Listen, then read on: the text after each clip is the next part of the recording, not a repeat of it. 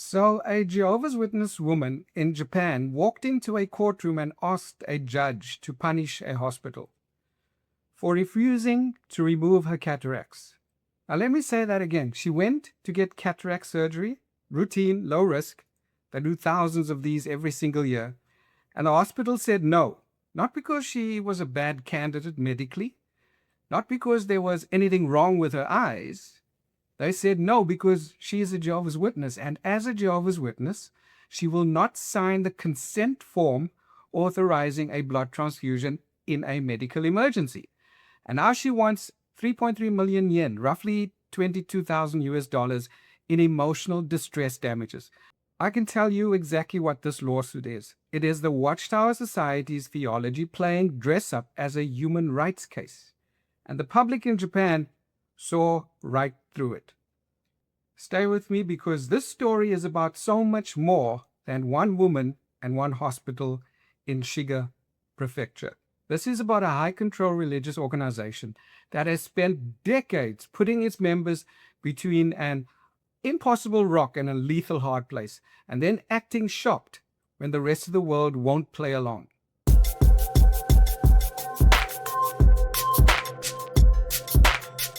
So let's start with what actually happened. On April the 23rd, 2026, a woman in Shiga Prefecture filed a lawsuit against Shiga University of Medical Science Hospital in the Otsu District Court.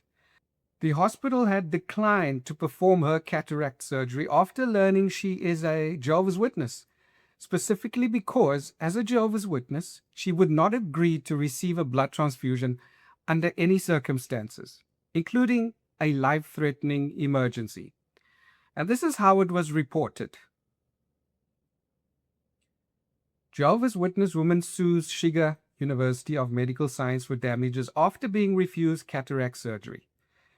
It was learned on the 23rd that a woman from Shiga Prefecture has filed a lawsuit in the Otsu District Court seeking 3.3 million yen in damages from Shiga University of Medical Science, which operates Shiga University of Medical Science Hospital, claiming that she suffered emotional distress after being refused cataract surgery because she's a member of the religious group Jehovah's Witnesses. The lawsuit was filed on the 23rd of January. According to the lawsuit and other documents, the woman was diagnosed with cataracts at an ophthalmology clinic in the city and was referred to Shiga University of Medical Science Hospital in January of 2024. When she indicated in writing that she would not accept blood transfusions for religious reasons, the doctor refused to treat her, saying that Jehovah's Witnesses patients cannot be accepted, forcing her to find another hospital. Later, she underwent surgery on both eyes at another hospital, but it was determined that she did not need a blood transfusion. The plaintiffs argue that the hospital, which has an obligation to respect patients' rights to self-determination and provide appropriate treatment, refused treatment without legitimate reason, which violates the obligations of a public hospital. The woman's lawyer stated, from a medical standpoint, treatment in accordance with her religious beliefs should have been possible. The refusal of treatment is an act of discrimination and a violation of fundamental human rights under the Constitution.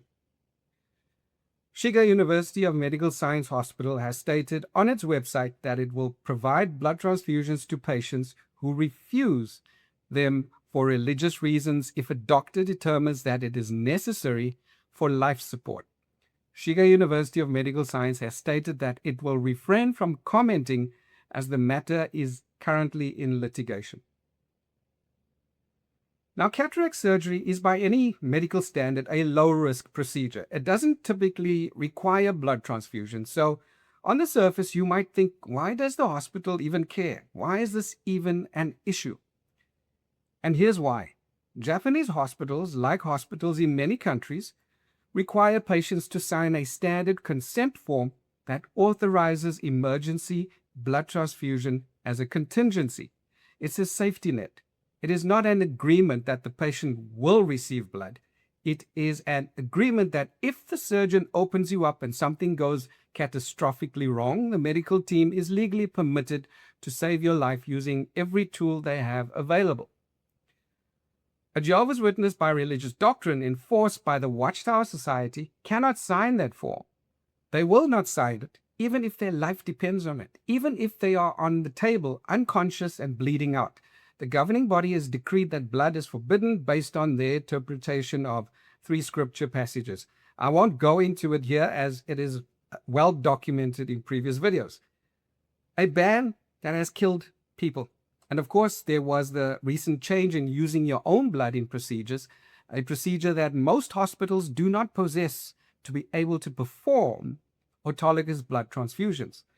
So the hospital looked at the situation and said, we cannot safely operate on a patient who has preemptively removed our most critical emergency option. They weren't discriminating against her faith. They were protecting themselves from a malpractice nightmare. And more importantly, they were protecting her from dying on their table because their hands were legally tied. The public response in Japan was swift and overwhelming. Across nearly 400 comments analyzed from X and Yahoo News in Japan, the sentiment was almost universally on the hospital side. The most liked reply on X, with close to 7,000 likes, basically said, calling this religious discrimination instead of the hospital simply declining her condition is, and I'm paraphrasing from a translation, frankly stupid. Japan knows what the Watchtower is. They've been watching it for years. There is a mechanism the organization uses called the Hospital Liaison Committee, where elders who show up at hospitals to assist Jehovah's Witness patients in navigating medical situations without blood. To an outside observer, this might sound helpful. However, their presence is about compliance enforcement. They are there to make sure the patient holds the line on blood doctrine, even when the patient is terrified, even when the patient is dying, even when family members are begging for their doctors to do something. And the woman who filed this lawsuit in Shiga carries the full weight of that doctrinal system. She has been conditioned, as I was conditioned, to see her refusal as an act of supreme loyalty to God.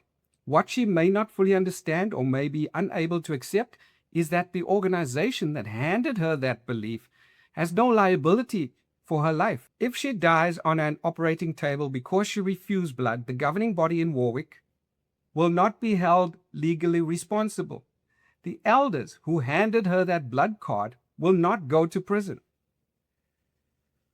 The Watchtower will print a brief, glowing account of her faithfulness in a future publication and move on.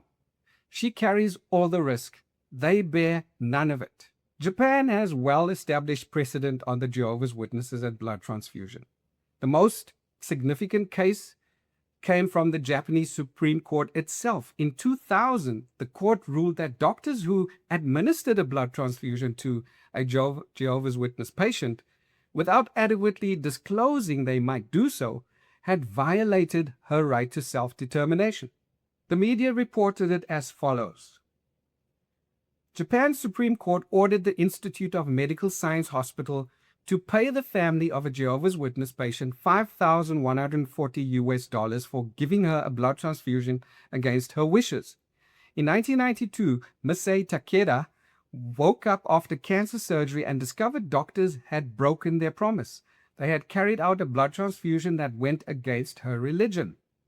Her son said his mother was in shock and felt guilty for not following God's will. She sued the hospital in 1993. That ruling is famous in Japanese medical ethics circles. The Watchtower loved it. They cited it extensively. But here's what that precedent actually means in practice. It protects a patient's right to make an informed decision about their own body. It does not, and legal experts in Japan have been clear about this, obligate a hospital to accept the risk of performing surgery on a patient whose pre-stated conditions make the hospital legally and medically vulnerable. Think about it from the hospital's position. If this woman is on the operating table and begins to hemorrhage, and they cannot transfuse her, and she dies, they face an inquiry, potential civil liability, and public scrutiny. If they transfuse her against her clearly documented religious wishes, they have potentially violated her rights. They are caught in a no-win scenario entirely of the Watchtower's making. The safest, most legally defensible position is to decline the case entirely, which is exactly what they did. Multiple commenters in Japan with apparent legal backgrounds predicted this lawsuit will be dismissed. The retroactive argument that no transfusion would have been needed anyway, because cataract surgery is low risk, was specifically called out as outcomes-based reasoning. The risk exists before the surgery. The hospital has to make its decision before they know the outcome. You don't get to say, see, nothing bad happened, to justify demanding access to a procedure on your terms alone. There's another dimension here that's being heavily discussed in Japan right now. I discussed this in a recent video on this channel. Jehovah's Witnesses are currently suing the Japanese government over child protection guidelines. In December 2022, the Japanese Welfare Ministry issued guidelines instructing local governments and child consultation centers to treat the blood transfusion refusal doctrine when imposed on children as a form of child abuse.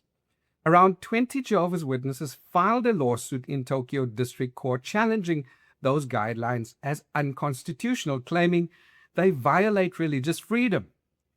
Religious freedom. That's the shield.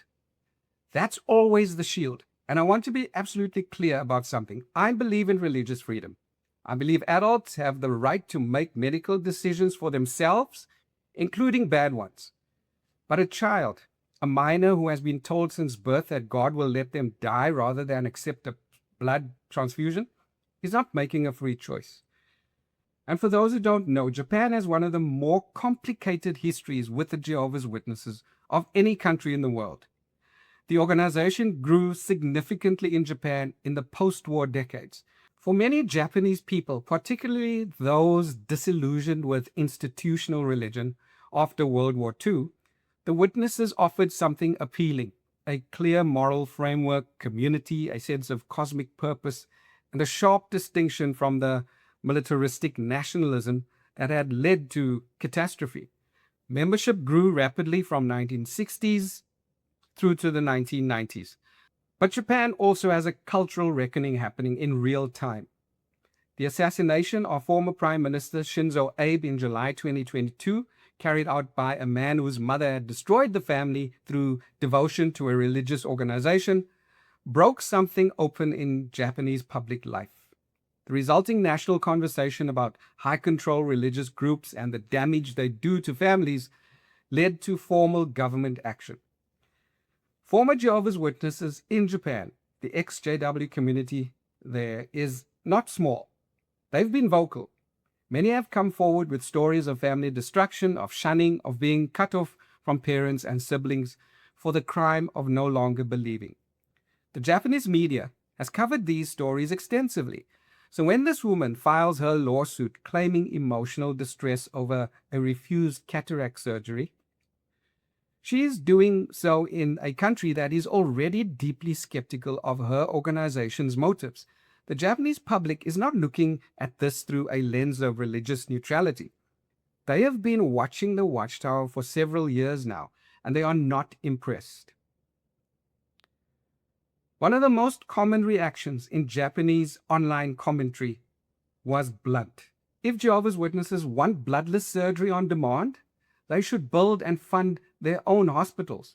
The Watchtower Society is not a small organization, considering that they just did this. Recently, the governing body approved the purchase of a property that will be used as a Bible educational center in Denmark. We are happy to announce that on April 14, 2026, the purchase was finalized. It'll be our second largest school facility with 6 classrooms and 134 rooms to house over 800 students each year. It'll also have a dining room, kitchen, and recreation areas. With Jehovah's blessing on the project, we hope to schedule classes of the School for Kingdom Evangelizers in Denmark later this year. They own billions in real estate. They have sold off hundreds of properties in the last decade alone. They have the financial resources to establish dedicated medical facilities. Instead, they demand that existing hospitals bend their protocols and absorb their liability, and when hospitals decline, they sue. I want to step away from the legal and political analysis for a moment and just talk about what this doctrine actually does to human beings. Featured on the cover of the May 22nd, 1994 Awake magazine are the photos of 26 children with the caption, "Youths who put God first." Inside the magazine proclaims, "In former times, thousands of youths died for putting God first. They are still doing it. Only today, the drama is played out in hospitals and courtrooms with blood transfusions the issue." Children died, and they celebrated it. When you have been in a high-control religious environment long enough, your moral reference points are systematically replaced. What is objectively a tragedy, a child dying from a preventable medical outcome, becomes evidence of divine approval. The organization performs that inversion with terrifying consistency. People have died for this doctrine. Not just adults who, by some argument, could claim autonomous choice. Children, infants, people in medical crises who begged for their lives and were held back by family members who believed Jehovah required it. Mothers who bled out after childbirth while their husbands stood firm on Watchtower doctrine. Young people who could have been saved. The governing body has never been criminally charged for any of these deaths. They publish the theology, they train the elders, they produce the videos and the bloodless surgery promotional materials that hospitals are given. And then, when someone dies, the blood is, metaphorically, on someone else's hands. This woman in Shiga is not the villain of the story. She is a victim of a system designed to ensure she will fight for her own captivity. The cruelest thing the Watchtower does, and it does many cruel things, is convince its members that the cage is a crown. She genuinely believes she is honoring God. She genuinely believes the hospital wronged her. She has been told her whole life that the world will persecute Jehovah's people, that opposition is proof of righteousness, that every conflict with outside authority is a test of faith. This lawsuit, in her mind, may well feel like standing up for Jehovah. It took me years to understand that the feeling was manufactured. Here is the breathtaking hypocrisy at the center of all of this. The governing body of Jehovah's Witnesses will tell you that their blood doctrine is about obedience to Jehovah's commands. It is a matter of life and death. It is non-negotiable. Faithful servants must choose death over blood. And then, quietly, over the decades, they have revised and revised which blood products are permissible. But the governing body needs a way to reduce deaths and legal liability without fully abandoning a doctrine that has become central to Jehovah's Witness identity. So they carve out exceptions and call it spiritual nuance. The organization does not acknowledge error. It does not apologize. It pivots, reframes, and moves forward, leaving the casualties of previous doctrine behind. This lawsuit in Japan is in miniature the entire story of the Watchtower's relationship with the societies they operate in. Demand accommodation without accountability, weaponize religious freedom to avoid scrutiny, and retreat behind the theological language when the human consequences of their policies are examined. Japan is not buying it. Increasingly, neither is the rest of the world. If you are a Jehovah's Witness watching this, and some of you are, I know you are, I'm not your enemy. I was you. I know what it costs to question what you've been taught and I know the social and familial consequences of waking up. I want you to think about this. When a doctrine leads to lawsuits, to children dying, to hospitals having to turn patients away, who benefits? Not Jehovah, not you. The governing body benefits, the institution benefits, your life, your body, your relationships. Those are the price. And one day, hopefully soon, a courtroom somewhere will hold the governing body accountable for the deaths their theology has caused. Until then, keep talking, keep sharing, and like and subscribe if you enjoy this content. See you in the next one.